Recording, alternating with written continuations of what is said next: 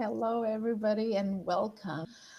Welcome back to your Bite-Sized Masterclass series for people who lead people in teams. So what we are going to do today is we're going to have a look at how you can manage your team. I am just making sure that you can actually see me on YouTube as well. So that's what you heard. Okay, so today we're discussing tools for long-term motivation and engagement and inclusion when we talk about managing your team. And I just want to show you what we've done last week and what we talked about yesterday, and also what we will be talking about tomorrow and what we will be doing next week. So, and by the way, all of the resources, all of the replays and handouts and everything, you have everything in the link that is in the description of this video. So go there, click on it, and you're getting all of the resources. So if you missed anything, it's there. Just click on the link to get it. So because we are talking about high performance and high performance related to workplace and to that's actually helpful for people who manage people in teams. So we were talking about high performance from the perspective of high performing athletes. And we were looking at preparation, performance, and recovery. So again, when we talk about high performance, we talk about the full cycle, not just about the performance. And then last week we discussed the preparation stage and we talked about emotional intelligence, mindsetting, body language, and how it influences the mindset. And then we did some breathing and diction exercises, which by the way, you can also do with your team. They're super fun and super helpful. And this week, we're talking about the actual performance. So we talked about managing your time yesterday. Today, it's managing your team. And tomorrow, we're going to address managing change. And also, we're going to have a look at what the difference is between managing change and managing crisis. And then next week, we get into the recovery stage, where we talk about self-care for high performance, the power of community, and also the importance of higher purpose when it comes to high performance and how we can pick ourselves up when we need to. That being said, let's get to it because we have a lot of things to talk about today. So be ready to stay with me for the next 35 to 40 minutes. This session is a little bit longer than the usual 30-minute session. If you can stay until the end, just make sure that you click on the link in the description of the video to receive your handouts and all of the resources after the session finishes. And by the way, because we're live, you're here with me. So thank you so much for being with me. By the way, I want to hear from you. So let me get your questions at any point. I will see them, maybe with a slight delay, but hey, that's it. We still have technology that helps us, which is, I'm super grateful for that. All right. So let's start. Here are some of the questions that I got when it comes to team management from dream leaders that I've been working with. And here's the first question. I'm not gonna put it off anymore. So first one, how do we build our team for the long run while the world around us changes by the minute? And I think this comes with no surprise really, because hey, this is what, as a dream leader, as somebody who wants to build a dream team, a dream business, a dream organization, that's what we all aim for. Building teams that are there to stay, that are healthy, that are strong, that are good, and they're there to stay. So how do we do that when everything else changes?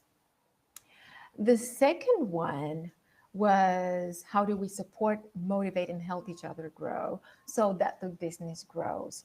And that's really a great question to ask. And I really love love it when I get this kind of questions from leaders that I work with, because that means that they understand that people challenges are business challenges. And by the end, if my people have any issues or have any challenges or find it difficult to be creative, they find it difficult to share, they find it difficult to be at their best in my team, in my organization, then that means that at some point I won't be able to grow any more as a business or as an organization, because people who work there are not able to grow. So where you grow as a leader, where your team grows as a team and also as individual members, that helps your organization, and that also helps your business grow. And then another one was, how do we scale our team and bring the right people? Here it is, so you can see it better. Bring the right people who are aligned with the culture, with the values, with the goals, and with the existing team, so that we grow the business through uncertainty. And this is what we will be talking about as well. But also, this is what we want, right? Because we want the right fit. We all know the costs of a bad hire, somebody who's not the right fit in the team or in the business, in the organization. And we also know the costs of good people on the team who leave, and who don't leave in a good productive way, because that exists, by the way. I mean, people develop, people grow, people move on. That's just natural. It's just the dynamic of it, that it's how we make that that departure happen, that takes a toll on everybody, and that costs not just financially but also psychologically, right? And so I talk about psychological costs to the team members who stay when somebody good for the team leaves, but also to you as a team leader, as a team manager. That has a huge psychological cost, because then you start thinking, what have I done wrong? What could have I done better? And what am I going to do now to get out of this situation? Because I want a happy team. The dream was that we have a dream team, a dream career, a dream business, a dream organization, right? It wasn't about living in a nightmare. So let's not let the dream turn into a nightmare. And then another question was, how do we bring in more diversity and creativity to build innovative solutions for clients and to grow the business? Because guess what? We still needed to come up with great solutions. We just need to come up with different ones, because the reality around us changed. So we needed to change the solutions that we were offering. So these were important questions to start with. And I want to start by talking about making people decisions, and what we mean when we talk about people decisions. And by the way, I'm going to take this off so you can see the whole thing properly. When we look at the whole people decisions process, when we talk about teams, organizations, and businesses, we look at these 5 stages, and we talk about even the pre-hiring phase, when we're thinking what kind of help would we need and what would we need help with, what we want them to bring. This is what we're asking. This is what we're looking at. And then when we hire people, we hire them for what we want them to do, not for how we want them to do it, because that will depend on them. But that is where it's so important to have that aligned with your vision, with your values, culture, business goals, and other team members, because your how and their how, those need to be aligned. That's where people end up leaving one role or another, because actually they realize that they don't align with the culture or with the values. And it's the same thing for you as a manager or as a hiring manager, whether it's your own business or you manage a team in a larger organization. That's the same thing. You realize that they're not quite the right fit. And oftentimes we realize that too late. So there's a way in which you can handle the whole process and actually make sure that you get the right hire, the right match, the right fit for your team, for your organization. So you don't look, when we hire for what we want them to do, making sure that they are aligned with our vision, values, and culture. And then we look at how we can develop the team, how we can help them grow. And also as a team manager, again, as a team leader, team manager, you do not exist outside of the team. So don't make yourself a separate entity. You're still part of the team. So when we talk about the team, we talk and the team growth, you think of yourself as well. So what do you do to develop yourself? What do you do to develop the team members individually? Because the sum of all of that development will result in the team growth, and not just in numbers, but team development, team growth as in objectives, as in goals, as in purpose. And then, only then can we think about promoting people or moving people onto different kinds of roles where they might be a better fit because they went through a whole process of development. This is why I say that learning is not an event that we go to. It's not just a training session that we attend and then that's it. No, learning is a journey. Learning is a process. And during a training session, I just find out about stuff that's possible. But then from that point on, it takes me a whole journey all the way through to mastery. So for me to master a skill, I need the learning journey in place. And that's what you can do and create as an environment as the team leader or as a team manager. And then you can promote people. How many times have you seen people promoted, especially to management or leadership positions, where they weren't ready for that because they were promoted based on some technical skills that they had, or maybe on the years of experience that they had as an expert in something, but that doesn't make them ready to manage or lead a team. And management and leadership skills, they are skills that can be learned, but that's the whole point. They need to be learned before you actually need them, so that when you need them, you can already use them, you can apply them, and you can start mastering them. That's the thing. And then when we talk about firing, or as I like to say, parting ways, we talk about instances where we don't align anymore, where my vision, my values, my culture, my goals don't align anymore with the goals of the organization, of the team, of the business. Or I understand that I want to do things differently. That can be just a natural part of people's journey. And we have journeys together, and then it might be, okay, I find out that I'm actually passionate about something else, and I go and do that somewhere else. And that is fine, but you have to understand how you can do that, because that, how people part ways is gonna have a super impact on the people who stay, and also on your brand as an organization, as a business, as a team, right? Because people who leave your organization are still going to talk about you as a manager, are still going to talk about your organization. They're still going to talk about their experiences. And then that's why the firing or parting ways is so important to do. So when you think about all that, make sure that in all of these stages, you're thinking vision, values, culture, business goals, and people. Now, on top of that, why I'm saying this is, first of all, you are the hiring manager, the leader, right? You know the vision, mission, values, culture, and everything. And you get it straight. You know what these are. You're very clear about that.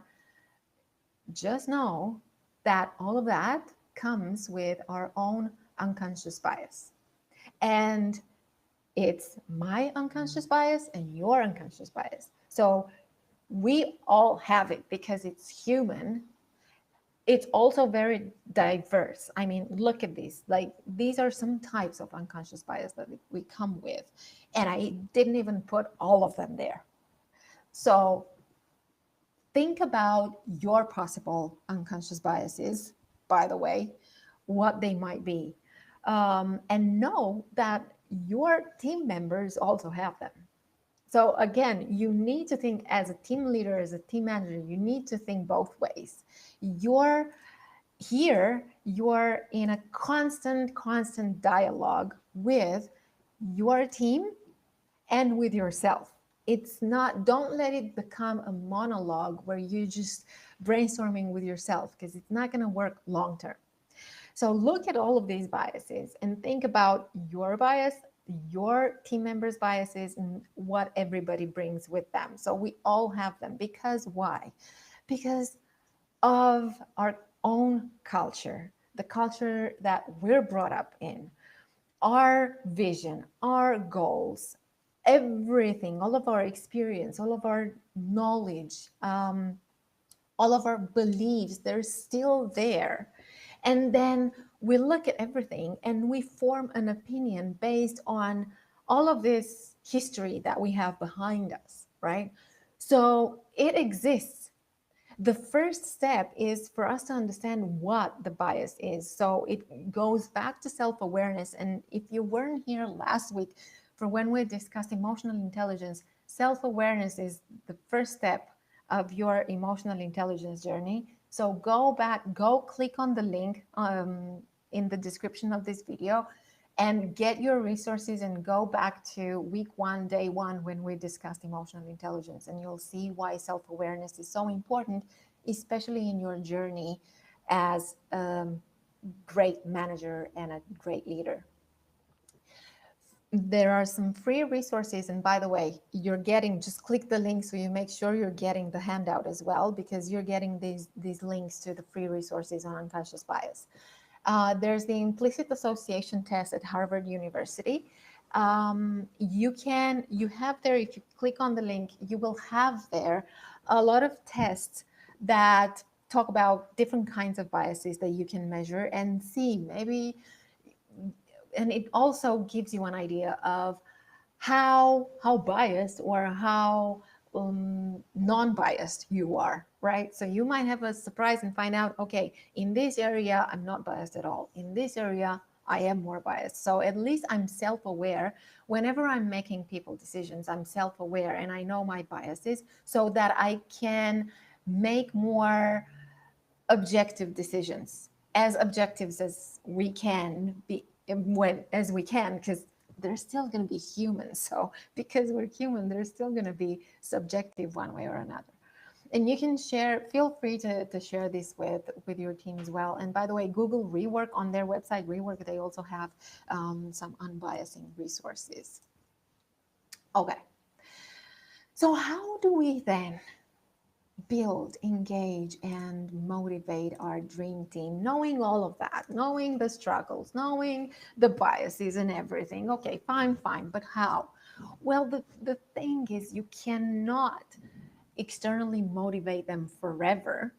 So first of all, as a leader, you need to create that environment where they feel motivated and engaged, where they feel encouraged to express themselves, to contribute, to know how they contribute, and also feel valued for that.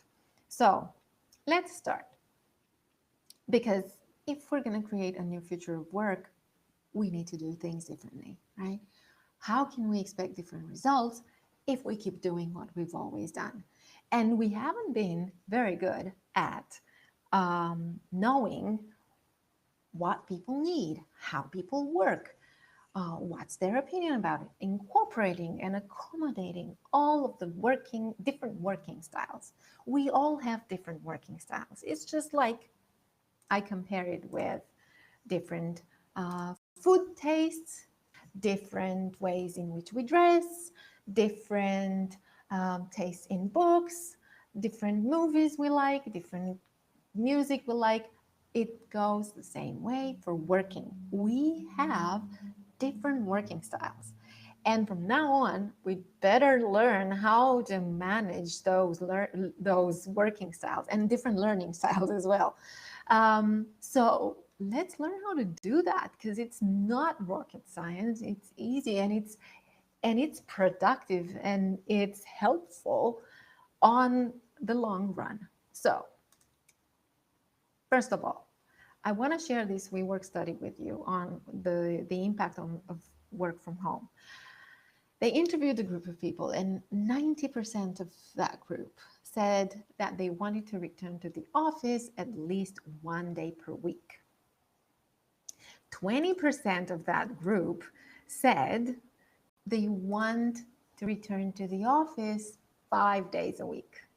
How about that? So already that was a small group of people. 90% said 1 day, 20% said 5 days. I'm looking at 20% out of that 90%, right? So we have 10% of people left who either didn't answer the question, or they might have said something different. Or I can also assume that they said, you know what, I don't even need to be in the office because I'm very well working from home. That can happen as well. So that already tells you, hey, you know what, we're so different, and we have different needs to be able to work properly and to be productive and to be efficient. They also discovered that when you look at long-term business success, businesses should strive to rely on creativity and innovation, and that comes from productive collaboration. We talked about creativity and innovation, and we said, okay, we needed to come up with different kinds of solutions because we had a different kind of operating environment. Okay, perfect. So how do we do that? Well, it comes exactly from productive collaboration. Why? Because when you can collaborate, that already tells you that you have a certain level of trust in place. People are not wondering whether they should be asking the question, whether or not they should be sending the email, the text message, whether or not they should share an idea that they have, and what might be the consequences of that. Worry about the consequences of sharing. Because when you are in a collaborative environment, you know that it's safe for you to share ideas, to share initiatives, to come up with creative ways of doing things. It's an environment where you can brainstorm. It's not a judgmental environment. You're not in court. People are not going to laugh at you, and they're not going to make jokes about you coming up with another idea. So productive collaboration and collaborative work, and having that kind of flexibility that people need, especially these days, to be able to work effectively. And we also need to rethink in-person interactions to prioritize health and also to allow for culture building. And again, I think we've managed to be better at that. But when we talk about health, we talk about physical health and also mental health. So, okay, social distance is one thing. The other is, how do you take care of your team? How do you make sure that they're okay? How often do you communicate? And we're going to talk about that in a minute. Allowing for culture building, that always remember that we, as the team, as the people working in that organization, we are building the culture, because the culture is how we do things around here that makes us feel successful. It's the how, right? We're all aligned in the way we do things. So we're building culture almost nonstop. This is why culture depends not just on the mission and vision, it also depends on how people that you bring in are aligned to that mission and vision.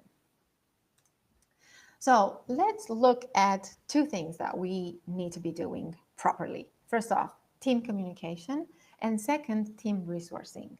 And I want to start with team communication because really, when you talk about teamwork, silence isn't golden, it's deadly.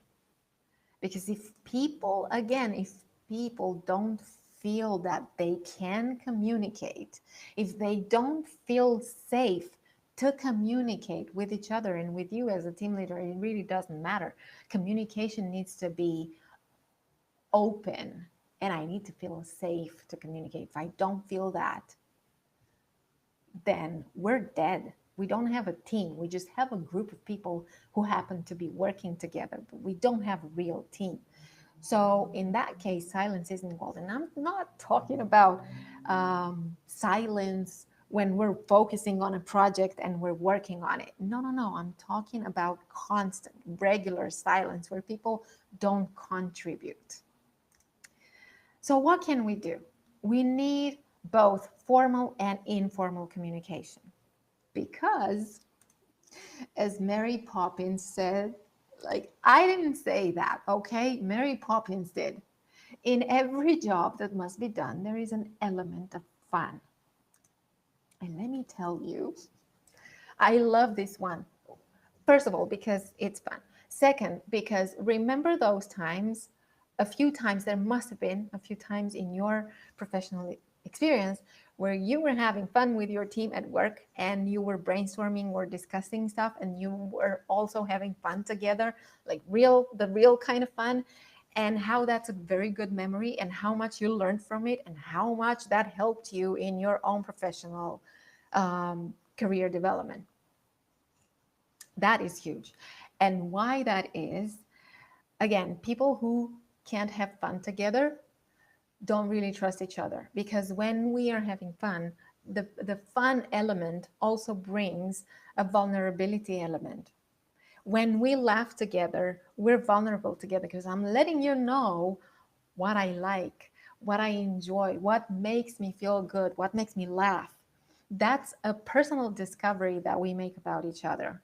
And we share a little bit of our personal, of our unseen things, of the unseen things that we were mentioning. I'm sharing a little bit about my beliefs, about my values, my vision, my goals. Um, I'm sharing that with you when we're having fun together.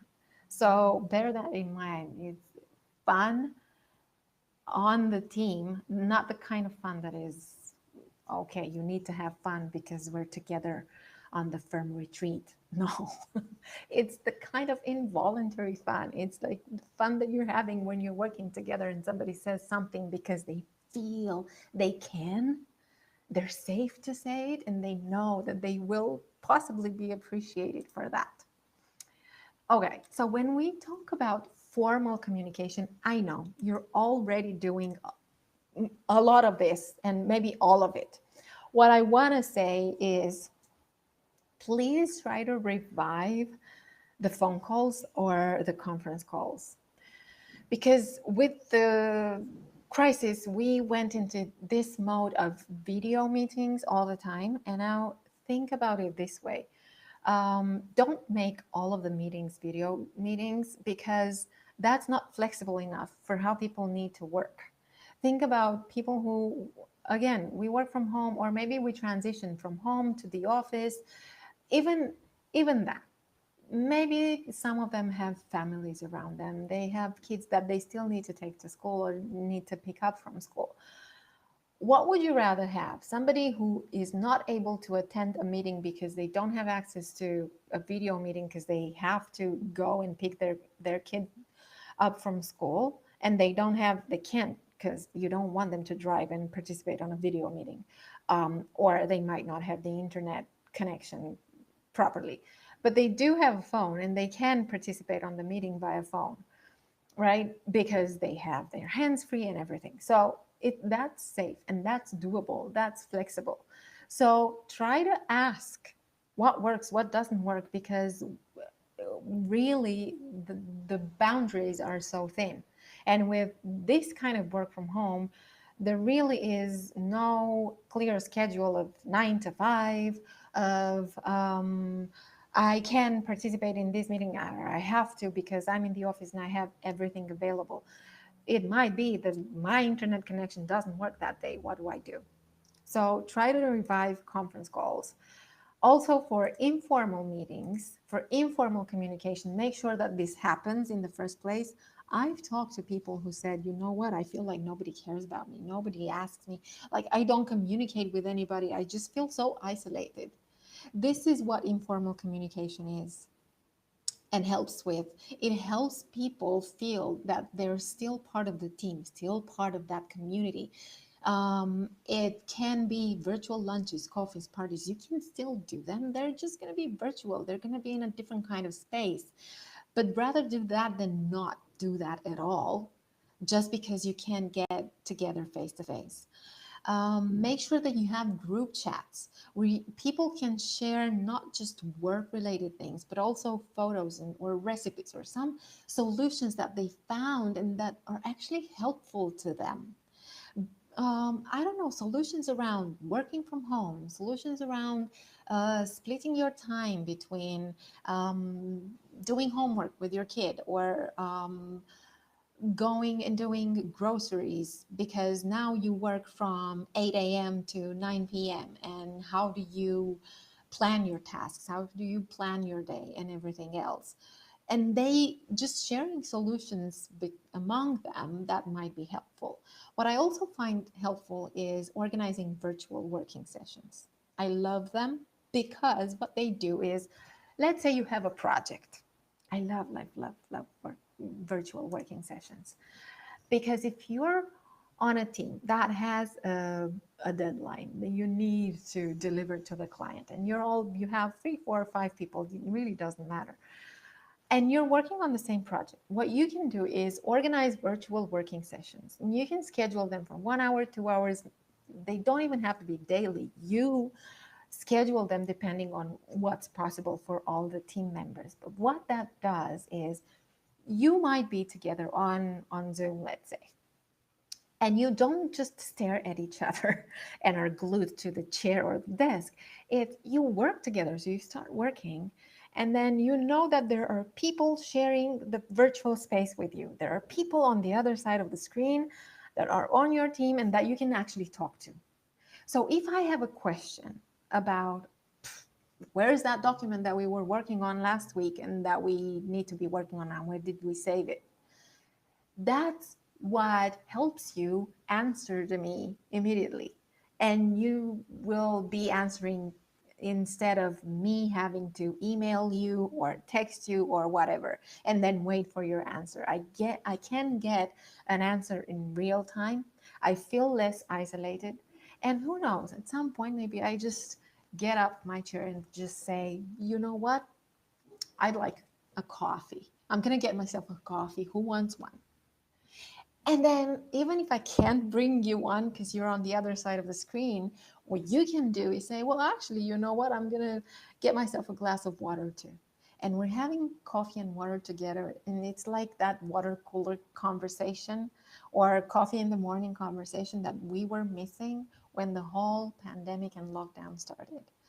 And that brings a different kind of sense of connection. I don't have to stay glued to the chair. I'm just sharing my space with my team. So I find that that is very helpful. Another helpful thing is knowing what the team can bring, because that is what's going to get them motivated and engaged and feel that they're included in the conversation, because there cannot really be a discussion about motivation and engagement unless I feel included. Because at the end of the day, we all want to be heard and understood and feel valued. So that comes with, when I feel valued, I feel included. That's why I wanted to share with you this quote. The simple act of paying positive attention to people has a great deal to do with productivity. So I'm going to put some questions up for you that I think are so useful for you as a team manager, as a team leader, even as a team member. Just take these questions to your team and brainstorm a little bit around them. I promise you, they will already bring some results to you. What are these team strengths? What needs to be in place for us as a team to work most effectively? What do we value on this team? What is this team maybe likely to pay least attention to? What might be some tensions in the team? What might be some weaknesses in the team? And what does this team need from its leader or from its leaders, because it's about who can take the helm and when, depending on our knowledge, our expertise, and on our impact on everything that we can contribute with. And because of these questions, and again, when I work with leaders and teams, these are awesome questions to continue the conversation, to keep asking yourselves as you move along in all of your projects, because that helps with getting that kind of intrinsic motivation that we want. So the internal motivation, what triggers motivation and engagement in each of the team members. And yes, there are some tools, and you probably know about most of them. There's the Motivation Finder, another assessment tool for social drivers. The Bellbeam team roles, looking at what people take as a role naturally on the team. The MBTI, Myers-Briggs personality styles, that tells you where people are on introversion, extroversion, thinking, feeling, and so on. And there's also the GC index, which stands for the game-changing index. I talked so much today, and that's why. The game-changing index. By the way, we did diction exercise on day 3 on week 1. So again, get your resources, because that's what diction exercises help you with, not stutter. Okay, so I want to talk a little bit about measuring impact, because, okay, we were looking at measuring personality, measuring experience, expertise, and so on. But how can we actually measure impact and answer some of these questions? Can this individual drive change, plan for success, deliver, be innovative, bring the team together, or drive improvement? These are important questions to answer whenever we're bringing people on the team, or when we look at the team that we currently have. Know what the individual members can best contribute with, and also what the team can contribute with. This is what the GC index does. It profiles the ways in which people feel most engaged and energized when it comes to making an impact upon their world. And here's how it works. There are 5 main proclivities, and proclivities as in inclinations, as in the natural energy that we put into the work. And impact means proclivities, so that inclination plus skill set. And there are 100,000 possible combinations. Why? Because it goes on a scale from 1 to 10, and it measures the impact that people make on the world around them. So it can be, for instance, what we're looking at is a profile of somebody who is naturally inclined to be a game changer, also supported by a strategist inclination. So game changers are people who transform the future. They're the ones who see new possibilities, new ways of doing things. The strategists are people who map the future, so they're able to prioritize, to plan, to make the strategic thinking so that people can get things done and people can make sense of the game changers' ideas. The implementers are the ones who are very hands-on, care about the deadlines, care about who does what by then, and then they can work very well together with the strategists because they have a clear action plan. The polishers are people who might take an existing product or service that you have and improve it, make it even better. They are the ones who create a future that we're proud of. And then the playmakers are the orchestrators of that future. So they can also spot talent, and also they can address conflict before it even turns into conflict. And they help people work together better, more productively, and more efficiently. What we can also measure with this, and which is really helpful for when we make people decisions or team business decisions, because we can also look at a team aggregate. And what this picture, for instance, tells us is that this particular team, as an aggregate, they're more focused on implementation, on getting things done. And they also have an inclination on coming up with new ideas and new ways of doing things. Where they would need some more support and help is the strategic thinking and also the polishing. They have a pretty good score for playmaker as well, so for helping people work together. But for instance, if you want to bring more people on the team, or if you want to bring a team leader on this team, you might want to have a look at what that particular person brings in terms of strategic inclinations. So, strategic impact that they might have. Because what a strategist can help this team do is make sure that all of those ideas that they come up with, they're able to prioritize and they're able to plan so that they can implement them effectively. Otherwise, the risk is that they might lose a lot of that creative thinking because they cannot make sense of it. There is no real planning in place to help them on a longer term.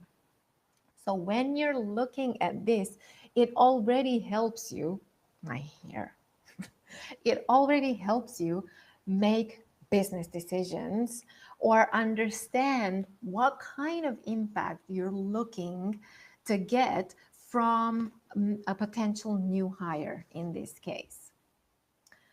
What this also, what this measurement of impact also helps with is in engagement and motivation. And we can use this case study from Nike and the GC index.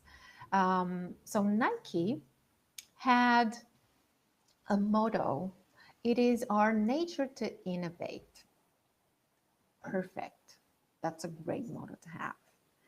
What this does, though, is we can understand that it might be easy for people who are game changers or strategists, so people who are more idea focused, to feel that they resonate with this, to feel engaged and motivated and included because, hey, I work with ideas, and for me, this is the kind of impact that I bring. I feel it.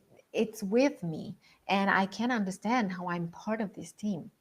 But what do you do about people who are more task focused? What do you do with the implementers, with the polishers, and with the playmakers, those people who actually make things happen, but they don't feel that they're innovative enough, maybe?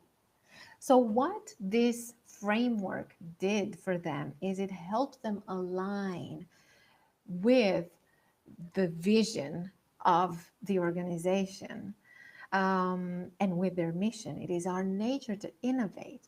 And it helped the implementers understand how they are making their best contribution, how they're making an impact, and how they are included in what the organization stands for, because they were building something that nobody else built. And it helped the polishers understand that they were improving something that already exists and they were creating a future to be proud of. And it also helped the playmakers understand that they can accelerate possibilities through new relationships and through orchestrating that future. So it helped everybody understand how they were contributing, how they were making their best impact. And when we understand that, when we understand what we are valued for, how we are contributing, that's when we know that we are included in the conversation. And that's when we get the intrinsic motivation that I was talking about. Because external, okay, it can be salary, it can be incentives, it can be everything, but they only work up to one level.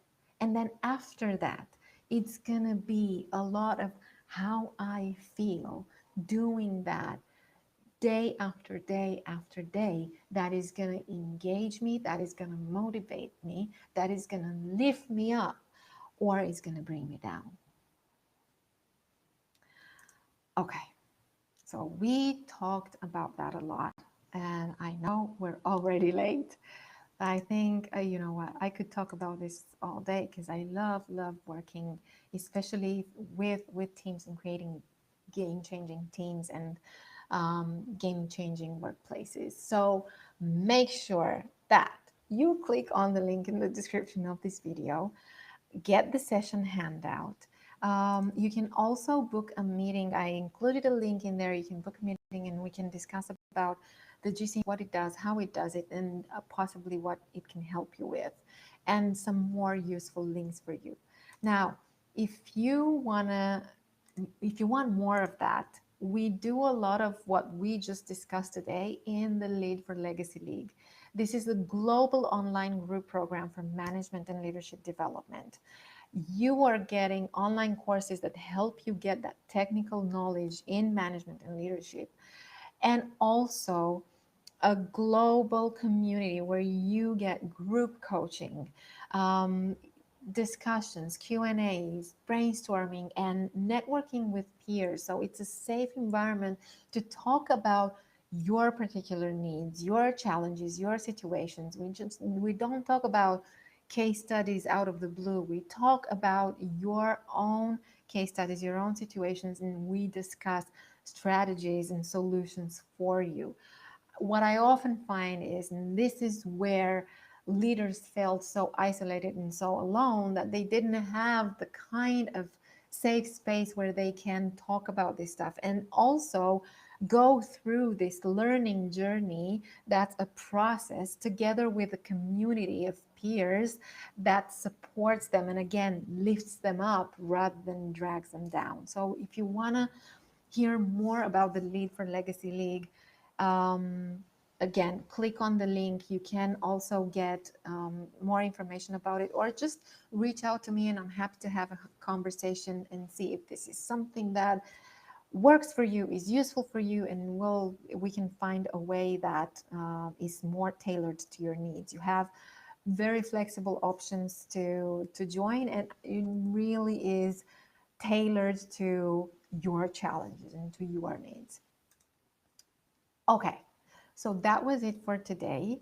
Tomorrow we're talking about managing change, and we're looking at also at the difference between change and crisis. So make sure that you're here, wherever you're catching this, either at 12:30 or at 5 p.m. Eastern Time. If you have any friends that you think might benefit from these sessions, feel free to share with them, and absolutely reach out for more questions or comments or suggestions. I'd love to hear from you. I'd love to hear your feedback.